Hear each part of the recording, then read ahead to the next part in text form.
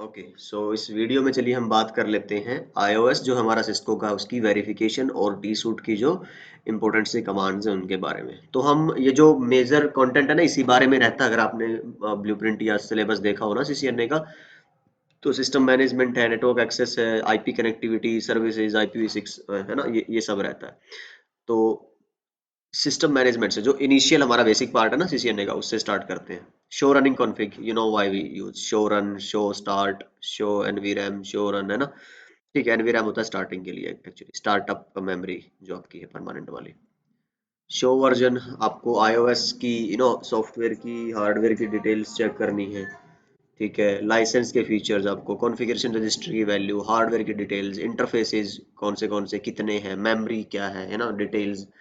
तो सारी चीजें आपको शो वर्जन में मिल जाती है। ओके, शो वर्जन में आपको और क्या मिल जाता है?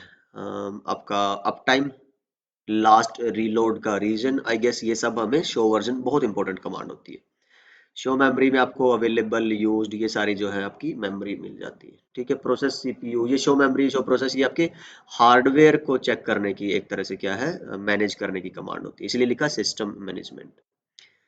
लास्ट 5 मिनट 1 आवर में कितना सीपीयू किस प्रोसेस की वजह से यूटिलाइज हुआ, ये अभी हमें नहीं लगता इंपॉर्टेंट, बट जब आप एक्चुअल में डिजाइन, रिसर्च, इंजीनियरिंग उस एक्चुअल लेवल पे जाते हो तो then you really care about these things, because CPU ही तो है जो सब कुछ कर रहा है, अब वो कितना यूटिलाइज कर पा रहे हो आप, है ना। ठीक है, डायरेक्टरी, सब डायरेक्टरीज अगर आपको देखनी है तो आप डायरेक्टरी ऑल की कमांड यूज कर सकते हो। शो फ्लैश, आपका जो ओएस है, डॉट बिन फाइल है, या जो और भी एक्स्ट्रा फाइल्स आपने सेव करी हुई है ना, फ्लैश मेमोरी बेसिकली इसके अंदर होता है, जहाँ पे आपका ओएस पड़ा रहता है। Startup config, as I told जो आपकी एनवी रैम है, सेव्ड कॉन्फ़िगरेशन जहाँ पे रहती है। ये अगर आपको अपना बैकअप लेना है राउटर की कॉन्फ़िगरेशंस का, मेमोरी का, तो आप यू नो अच्छा, पहले आप TFTP में स्टोर कर सकते हो, तो कॉपी फ्लैश TFTP से बैकअप के लिए, और ये रिस्टोर का है एक तरह से कि आप अपने TFTP सर्वर से वापस कहाँ लाना चाहते हो, फ्लैश में लाना चाहते हो। ठीक है, तो ये दोनों ही कमांड होती है। और NVRAM की स्टार्टअप कॉन्फ़िग अगर आप TFTP में या FTP में सेव करना चाहते हो तो this is the command for that. Telnet SSH वगैरह आप रन कर रहे हो, वो सारे आपको यूजर्स देखने हैं, हर एक लाइन के लिए आपको कंसोल हो, वर्चुअल हो, फिजिकल, तो सबको आप यहाँ पे देख सकते हो। ठीक है, शो टर्मिनल होता है आपका रिमोट मैनेजमेंट, अगर एक्सेस जैसे ना किसी और डिवाइस का आप वो लेते हो टेलनेट, तो उसके लॉग मैसेजेस आपको नहीं दिखते, उसमें टर्मिनल की कमांड से वो इनेबल करवाने पड़ते हैं, तो ये सब इसी के बारे में होता है। शो लॉगिंग, तो ये मैंने बता दिया था आपको लॉगिंग के बारे में कि जो मैसेजेस हैं आपके इंटरनल मैसेजेस वो शो करने के लिए। आईपी इंटरफेस ब्रीफ बहुत इंपॉर्टेंट कमांड है ट्रबल शूटिंग के लिए ना, तो आपको लेयर 1 की जो डिटेल्स हैं, लेयर 2 की जो डिटेल्स हैं वो देखने में मिल जाती है। स्टेटस प्रोटोकॉल ये सब लिखा हुआ है, आप देखिएगा ट्राई करके, वैसे हमने बहुत बार डिस्कस किया हुआ है। Show protocols, show IP protocols, very important commands in many aspects, especially when you are troubleshooting the routing protocols and all. Show interfaces only जब आपको डिटेल्स चाहिए, शो IP इंटरफेस अलग है, शो इंटरफेस एक अलग कमांड है, जब आपको स्पीड, डुप्लेक्स, ये सारी चीजें चेक करनी होती हैं डिटेल में, तो एरर्स वगैरह चेक करने हैं आपको, तो यहाँ से आपको चेक होते हैं। ठीक है, वीलन ब्रीफ आपकी स्विचिंग को लेके है, कौन सा जो आपका पोर्ट है, किस वीलन का पार्ट है, वो एक्टिव है कि नहीं है, उसका नाम क्या है, ये सारी बातें आपकी यहाँ रहती है। स्विच पोर्ट आपकी ऑपरेशनल मोड, एडमिनिस्ट्रेटिव मोड पता लगता है यहाँ से आप, और बहुत सारी डिटेल्स देखो। शो इंटरफेस ट्रंक करोगे तो वहां से आपको काफी सारी इंफॉर्मेशन मिलती है, नो डाउट, बट उसकी इन डेप्थ अगर आपको एनालिसिस करनी है तो that is for show interface switch port. ये मैंने बता ही दिया आपको, कई सारी चीजें इसमें मिलती हैं। ईथर चैनल के लिए आपको शो ईथर चैनल समरी में सब दिखाएगा, पर्टिकुलर नंबर डालोगे तो वो उसको दिखाएगा। पोर्ट चैनल है, जैसे शो इंटरफेस पोर्ट चैनल, उसका नंबर 1 को, 2 को, 3 को, किसको देखना चाहते हो, उस पर क्या IP डालनी है, स्पीड, डुप्लेक्स वगैरह किसकी, मतलब कि एक नॉर्मल पोर्ट की तरह उसकी डिटेल जाननी है, तो वो जैसे शो इंटरफेसिस FA0/3 लिखते थे, उसकी जगह पोर्ट चैनल का नंबर डालना होता है। Spanning tree, show spanning tree को करोगे नॉर्मली तो सारी वीलैन्स के लिए स्पैनिंग ट्री की डिटेल आएगी। वीलैन लिख के इस पर्टिकुलर नंबर डालोगे तो सिर्फ उस वीलैन की, तो आप एक तरह से उसको फिल्टर कर सकते हो आउटपुट को। ओके, पर्टिकुलर इंटरफेस के लिए क्या बिहेवियर है स्पैनिंग ट्री में, तो वो चेक कर सकते हो। ये आपका कॉमन है ही है। समरी है, आप सब वीलैंस को एक नीट एंड क्लीन आउटपुट देखना चाहते हो। मैक एड्रेस टेबल देखना चाहते हो, कौन सा इंटरफेस किस वीलैन में है, उसका क्या मैक एड्रेस है, स्टैटिकली है, डायनेमिकली लर्न है, तो वो सारी चीज़ें यहाँ पे डिफाइन होती है। CDP LLDP आपकी नेबर डिटेल्स वो चेक कर सकते हो यहाँ पे आप। कौन सी राउटर है, स्विच है, उधर क्या जुड़ा है, पोर्ट नंबर्स कौन से यूज कर रखे हैं, IP वगैरह कौन से, वो सारी डिटेल होती है। ये LLDP का है, पोर्ट सिक्योरिटी की कमांड्स हैं, ये आपकी किसी इंटरफेस को चेक करना चाहते हो, है ना। पिंग आपको पता ही है, कनेक्टिविटी चेक करने के लिए होता है नेटवर्क में डिवाइसेस के बीच में, ICMP पैकेट यूज करता है। ट्रेस रूट पाथ को ट्रेस करता है आपका ये नेटवर्क में सोर्स से डेस्टिनेशन के बीच में। ओके, ये भी ट्रबल शूटिंग की बड़ी इंपॉर्टेंट कमांड है। देन आप शो IP रूट, आपको राउटिंग टेबल, उसकी entries, next hop, subnet mask, सब कुछ चेक करना है। कितने टाइम से वो रूट है, आपको कितनी स्टेबल रूट्स हैं उसमें, मैट्रिसेस हैं, AD वैल्यूज, ये सब आपका रहता है शो IP रूट के अंदर। अभी प्रोटोकॉल्स मैंने बता दिया आपको। IP OSPF interface brief, interface के रिगार्डिंग OSPF की क्या डिटेल्स है वो आप चेक कर सकते हो, जैसे प्रोसेस ID क्या है, राउटर ID, किस तरह का नेटवर्क टाइप कॉन्फ़िगर्ड है, टाइमर की वैल्यूज क्या है, वो इंटरफेस किस एरिया में है, ये सारी बातें आप चेक कर सकते हो। डेटाबेस है, आप अपने LSAs चेक कर सकते हो यहाँ से। नेबर डिटेल्स चेक कर सकते हो, जो नेबर टेबल बनती है OSPF के अंदर।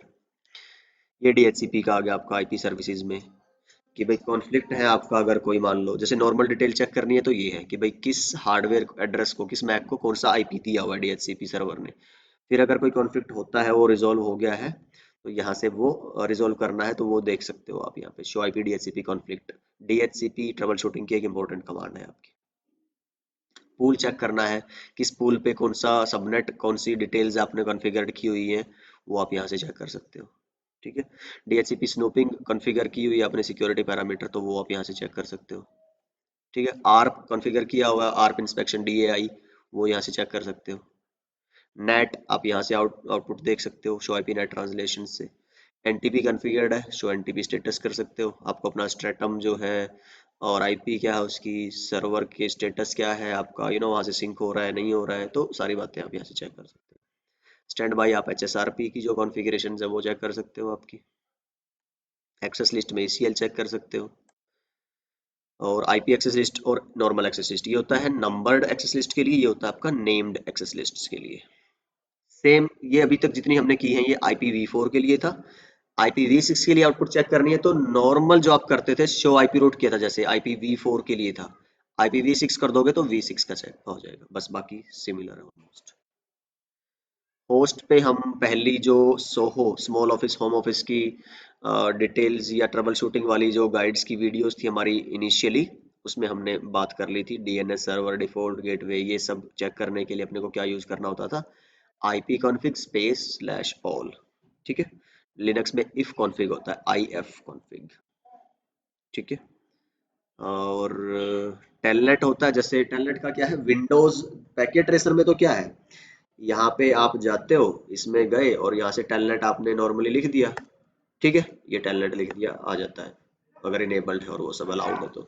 पर अगर आप यहाँ ट्राई करोगे ना CMD में, जैसे मैं टेलनेट बोलूंगा तो ये कमांड अलाउड नहीं है, क्योंकि कई दफा मोस्टली क्या होता है कि ये फीचर इनेबल ही नहीं होता विंडोज के अंदर। ठीक है। तो यहाँ पे मैं लिखूं जैसे क्या लिख दूं, विंडोज फीचर्स, है ना, तो यहाँ से जाके आपको टेलनेट इनेबल करना होता है। Will take some time I guess. ये आगे मेरे फीचर्स, यहाँ से आप जाओगे नीचे T4 टेलनेट, ये देखियो, ये इनेबल करके ओके करोगे तब जाके आपका टेलनेट वहां पे क्या होगा, इनेबल्ड, तब आप टेलनेट ले पाओगे अदर डिवाइसेस का। तो ये रियल PC की मैं आपको बात बता रहा हूँ। ठीक है। तो बाकी वही प्रोसेस है फिर टेलनेट और SSH का। ओके। अभी देख लेते हैं कुछ और एक दो कमांड्स हैं यहाँ पे, जो शो कमांड्स हैं, है ना। जैसे हार्डवेयर की प्रॉब्लम्स को डिफाइन करने के लिए कौन सी कमांड हम यूज करें, पिंग के कई सारे वेरिएशंस आते हैं, है ना। शो IP रूट, अगर सिर्फ शो IP रूट करोगे पूरी आपको क्या कर देगा, क्या था वो, राउटिंग टेबल चेक करा देगा। एक पर्टिकुलर एंट्री किसी रूट की चेक करनी है राउटिंग टेबल में तो आप लिख दो वो रूट आगे। लॉन्गर प्रीफिक्सेस, एक ये भी आपके आउटपुट है जो आप चेक करवा सकते हो। ये बड़ी अच्छी कमांड्स हैं ये दोनों। टाइम बचाने के लिए, स्पेशली जब आप सीसीआई वगैरह करते हो, वहाँ पे लैब करते हो ना, बहुत कम टाइम मिलता है, अलोकेटेड बहुत टाइम होता है कम, तो वहाँ पे ये पाइप सिंबल बहुत आपकी लाइफ सेवर होता है। अगेन शो प्रोसेसेस सीपीयू था, इंक्लूड आईपी इनपुट। तो इस तरह की बहुत सारी, जब आप क्वेश्चन मार्क करके देखोगे ना और हिट एंड ट्रायल या आरएनडी करोगे तो बहुत सारी चीजें उसमें मिलेंगी। आप कर करके देखना, इससे क्या होगा।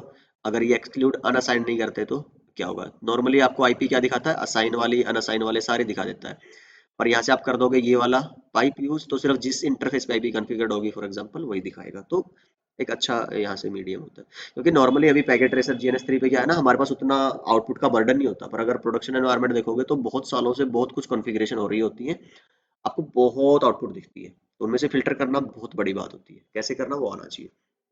जैसे यहाँ पे है, शो रन में बहुत आउटपुट है, आपको सिर्फ वीटीवाई चेक करना है, तो उसके लिए की कमांड हो सकती है। पूरी रन में आपको बीजीपी या ओएसपीएफ या ईआईजीआरपी चेक करना है, तो वो सेक्शन आप चेक कर सकते हो। ठीक है। अपनी जो आउटपुट है, शो टेक्स्ट सपोर्ट है, मान लीजिए इसकी आउटपुट को आपको एक फाइल में सेव करना है, टेक्स्ट फाइल में सेव करना है, एफटीपी टीएफटीपी सर्वर पे, तो ये कमांड आप यूज कर सकते हो। ठीक है। ठीक है, ये वही है, टी की कमांड है आपकी। डायरेक्टरी फ्लैश ये हम यूज भी करते हैं। अपेंड करना, तो ये देखना आप, या फिर जब भी जरूरत पड़ेगी रिस्पेक्टिवली हम इनके बारे में थोड़ा और बात करेंगे। अपेंड आपको पता होगा क्या मतलब होता है, एक्सटेंड करना। सेम यहाँ पे है, मेमोरी, सीपीयू सॉर्टेड।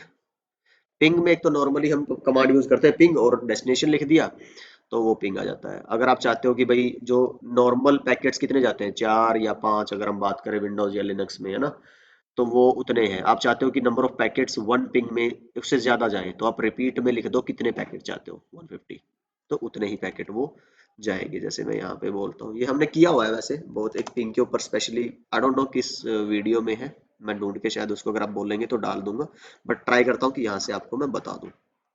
जैसे 1.1.1 पिंग करना था, है ना, ये लिखते उसके साथ आपको ये ऑप्शन मिलते हैं, ये आपका एक्सटेंडेड पिंग है एक तरह से, तो वो यहाँ से यूज कर लो, या फिर पिंग नॉर्मली लिख के और एंट्री करोगे ना। अब यहाँ से देखो, जैसे पिंग कौन सी आईपी के लिए यूज करना चाहते हो, बिल्कुल जी, टारगेट आईपी कौन सी है, फॉर एग्जांपल मेरी 1.1.1 है। कितना बार रिपीट, इसमें बार कितनी बार रिपीट हो रहा है, 5 बार। आप उसको लेट्स से 90 टाइम्स रिपीट करवाना चाहते हो, दिख रहा है, ये वही था। साइज क्या रखना चाहते हो, बाय डिफॉल्ट आपके एमटीयू का साइज कितना होता है, उससे कम करना है ज्यादा करना है, लेट्स से मैं 500 करना चाहता हूँ। ठीक है। टाइम आउट, अगर 2 सेकंड तक रिप्लाई ना आए पिंग का तो टाइम आउट हो जाए। आप उसको कम करना चाहते हो और फास्ट करना चाहते हो, स्लो करना चाहते हो, वो आप डिसाइड कर सकते हो। ठीक है। और कोई एक्सटेंडेड कमांड यूज करनी है, एन मीन्स बाय डिफॉल्ट नहीं, नहीं कुछ नहीं यूज करना है ना। स्वीप रेंज नहीं, ऐसा नहीं हमने करना। तो आपको ये कितने भेजेगा पैकेट, अभी देखो मैंने कितने डिसाइड किए, 90। अब ये 90 टाइम्स भेजता ही रहेगा, 5 पे नहीं रुकेगा। ठीक है।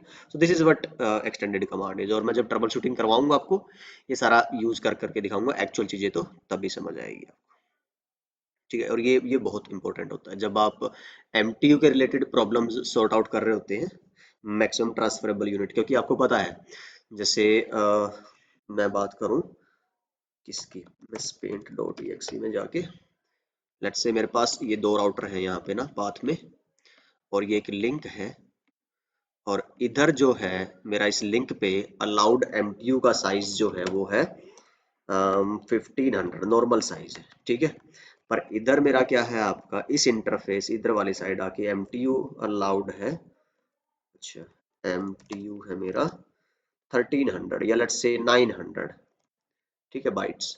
तो इसको क्या करना पड़ेगा भाई, उधर ये तो मैच नहीं कर रहे ना, 900 पे आना पड़ेगा। ठीक है। तो ये चेक करने के लिए कि कितना साइज अलाउड है एंड ऑल, तो आप ये पिंग में साइज चेंज करके भेज सकते हो। इसमें दिख रहा है, आप इसमें 100,000 करके भेजोगे तो वो यहाँ से फेल आएगा, इसका मतलब आप समझ जाओगे कि वो बिलो 1000। तो इस तरह की ट्रबल शूटिंग में बहुत काम आता है आपको एक्सटेंडेड पिंग। ठीक है। डीएफ होता है फ्रेगमेंटेशन। अगर आपने जो मेरी वीडियो है बेसिक्स ऑफ आईपी राउटिंग के अंदर लास्ट वीडियो है, वो आपकी आईपी हेडर को एक्सप्लेन किया हुआ है हमने, तो उसमें फ्रेगमेंटेशन के ऊपर बहुत सारी बातें की हुई है।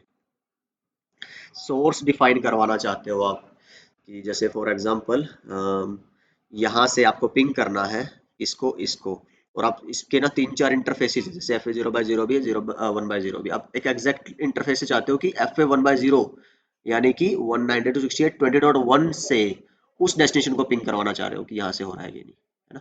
तो वो आप चेक करा सकते हो। जैसे मैं बोलूँ इसकी आईपी कितनी है, 30.10 है, और इस पे मैं एक लूप बैक बनाता हूँ। तो नॉर्मली अगर मैं पिंग करता हूँ 192.168.30.10 को, तो पिंग आ रहा है, ठीक है। और अगर मैं बोलूँ कि मेरे पास एक लूप बैक इंटरफेस है, interface loop back 0, IP address है मेरे पास उसका 5.5.5.5, और ये इसका क्या है, सबनेट मास्क, ठीक है। नो शट की जरूरत होती नहीं है इसमें।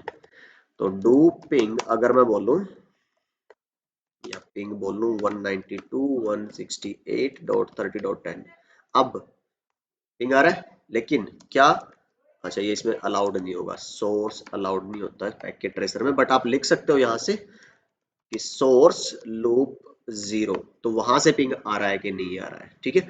तो एक ये भी आप अपना एक तरह से वेरिफिकेशन के लिए ये कमांड यूज कर सकते हो। एक्सटेंडेड पिंग मैंने बता दिया आपको। आउटपुट के मीनिंग क्या होते हैं, तो जब आपको सक्सेस आ जाता है, यहाँ से भी आप देख सकते हो, तो सक्सेस में क्या आता है आपको, वो एक्सक्लेमेशन वाले साइन है ना, अगर हम यहाँ से देख लेना, तो नॉट टर्मिनल एक्चुअली,